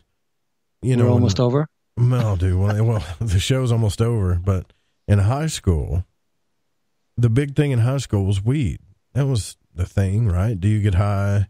Every now and then, somebody'd bust out some mushroom caps. That was it? Maybe, maybe a little white powder, maybe a few pills. But weed was the main drug in high school, for sure. Jeez. What I'm hearing And what I know is now it's pills in high school. Like, I'm freaking out, man. My son's going to high school next year. Mm-hmm. And these people are they're popping pills like we were smoking weed. They're taking Molly and ecstasy like we were smoking weed. Weed is nothing to these people in school. I had my shop teacher. I went to plumbing. I took plumbing for like 3 years. And my shop teacher had me pull me out of the class. He was like, dude, I don't know what you're on, but don't come back in here with that way again, ever. I was like, no problem, man. Man, I was flying. I was in. And we got heavy duty tools and stuff like that, and heavy materials and gases and all kinds of stuff, because, it's a plumbing class. I was in. So I remember that, feeling like I come from a small town. So when I got into high school, the mayor's son, I won't say his last name, but his first name was Brad. And he looked at me, he's like, "Hey, Roop." And I'm like, "Yeah." He goes, "You get high, man?" And I was like, "Yep." And he goes, "Hell yeah, get a hall pass." And I'm like, "A hall pass? All right." So he takes me up to the football field. We walk over the field, up a hill, and, there's the track, the bleachers, and the parking lot. And he's got one of those black Trailblazers, right? And if you're listening, there's a few people listening know exactly what I'm talking about. And I'm thinking, what the hell are we doing, man? I just snuck out of class for the first time in high school. And he pulls out an Advil bottle with aluminum foil. And I was like, "Listen, man, I'm not doing no crack or nothing like that." He's like, No. And he does the old shady poke holes in the aluminum foil and make a makeshift pipe out of a pill bottle type thing. Oh, cool. MacGyvered one up, Sure. And this bowl looks like the size of a quarter, Mm-hmm. And then that's not when I was raped, Joseph. That's a terrible thing to say. I've never been raped. Not unwillingly, anyways. But I hit this bottle a couple of times. And I know exactly how you felt, because I remember going back down the hill thinking, "Oh, crap, man, I can't walk in." First time I ever went into school like that. And you got that, I had that song Stranglehold in the back of my head, walking into school. You have a permagrin? Yeah.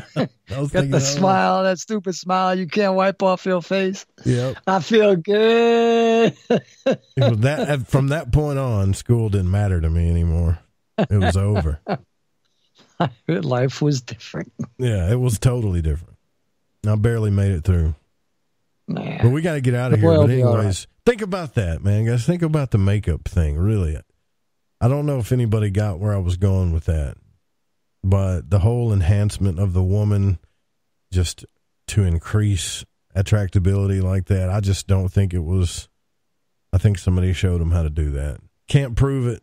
But I'm trying to MacGyver my way through this thing in a very stupid southern redneck dumb kind of way, But tomorrow night we'll be back on. Wednesday night we're going to have Preston Dennett. We're going to do a whole astral travel show with him. And then Thursday night we're going to be discussing the CE5 events, the People's Disclosure Movement, and we're going to have a guest on that you requested. And we got to get out of here, Dan. Believe it or not. I know. But this show... It goes fast. It does go fast. It was produced by, it's good to be back, though. I got a lot more to talk about. We'll follow up with this tomorrow night, but the show is produced by the Fringe FM. It cannot be resyndicated without written permission. The music was by Chronox, Kevin MacLeod, and Space Station. We'll see you guys tomorrow night. Good night.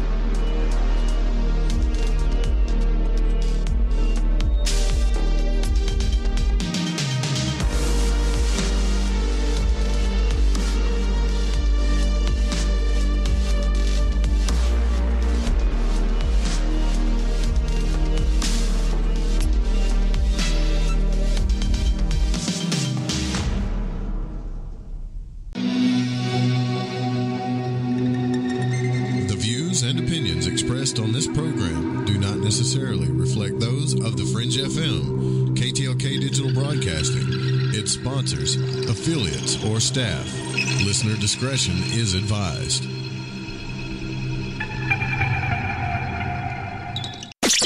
We told you weeknights on the Fringe FM are now even better, and we mean it. Do it live! Where else can you hear the best shows and the best talent? Kick off your evening with our newest host, Alex Exum, live at 7 p.m. Pacific, 10 Eastern. Hang out with me, Joe Roop, on Lighting the Void at 9 Pacific, midnight Eastern. Ryan Gable expands your mind on the secret teachings at midnight Pacific, 3 a.m. Eastern. We're bringing the heat every single night. Fire it up, The Fringe FM. Yahoy there. This is Gigi from Shift Happens. And holy shit, you're listening to KTLK, The Fringe FM. Hey, don't you dare turn that stick.